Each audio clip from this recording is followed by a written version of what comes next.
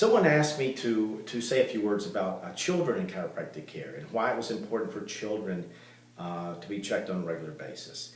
We get a lot of comments on the number of kids coming in and out of our office. Why do you see so many kids? Do they have back problems? Well, chiropractic is not about back problems. It never has been. It never will be.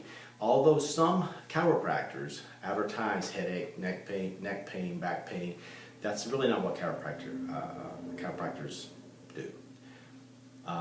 My goal in my office is to clear your nervous system of any interference, allowing your brain to communicate effectively with each and every cell, tissue, and organ in your body, giving you the potential to be the healthiest you can be, with or without back pain. That's pure and simple, that's what we do. Now, children, for example, the birth process, according to many experts, and we're not talking about chiropractors, many medical experts say the birth process is probably the single most traumatic thing that many of us will ever encounter.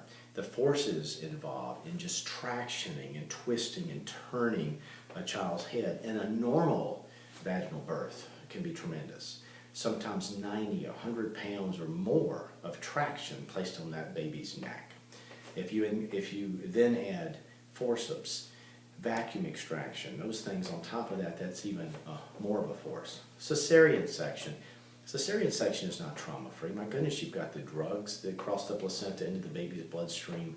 You've got the baby being exposed to bacteria they're not designed to be exposed to as they pass through the wound that's been created in the stomach.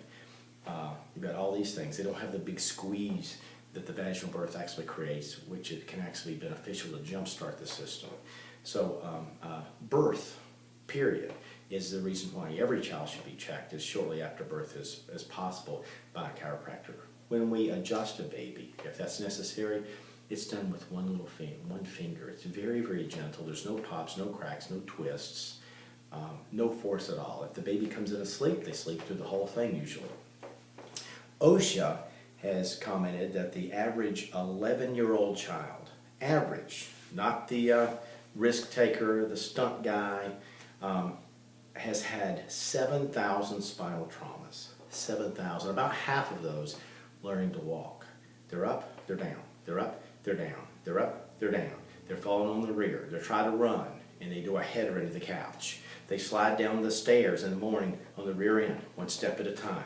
They get each other in headlocks over dinner. They fall out of their chair. They slip out of the high chair. People pull chairs out from under them. They're learning to ride a bicycle. They run into one thing after another.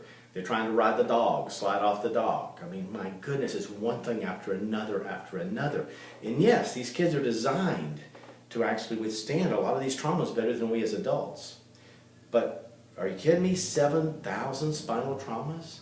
I mean, if they adapt effectively to 99% of these traumas, that's still 70 traumas they didn't adapt to that may affect them the rest of their life. And if you wait for pain to develop, it may be too late to actually correct the cause. This is Dr. Scott Marsh saying have a great day.